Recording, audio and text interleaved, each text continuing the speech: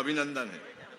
कम समय में वहां भेजो उसको। मैं कोशिश करूंगा, नीति, नियत और लक्ष्य, हमारी नीति बहुत स्पष्ट है, हमारी नीति भी बहुत साफ है।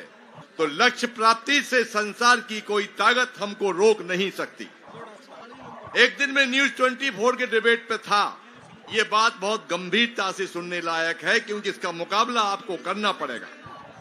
आपको पता है कि देश पूरा बिक रहा है, सेल इंडिया लगा है। तो डिबेट में पता चला, जो हमारे साथ मध्य प्रदेश में हुआ था मंदसौर गोलीकांड, जिसमें 12 किसानों को गोलियां लगी थी, 6 किसान शहीद हो गए थे, वो फिर एक षड्यंत्र हो रहा है। उस डिबेट में भारतीय किसान संघ, जो संघ आरएसएस का संगठन है, उसने भी आंदोलन की सरकार को धमकी दी है। ये नूरा कुश्ती है।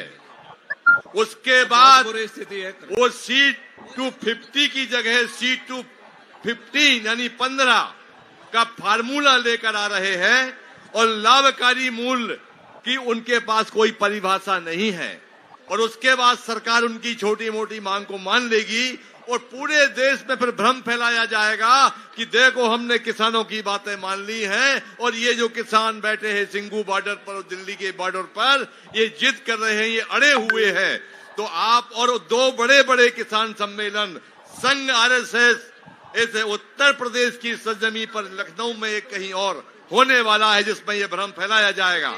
तो बंधुओं, हमको उनके इस छल छिद्र से, इस षड्यंत्र से का माकूल जवाब देना है, और कोई भ्रम में ना आ पाए, इसकी भी हमको पूरी कोशिश करना है।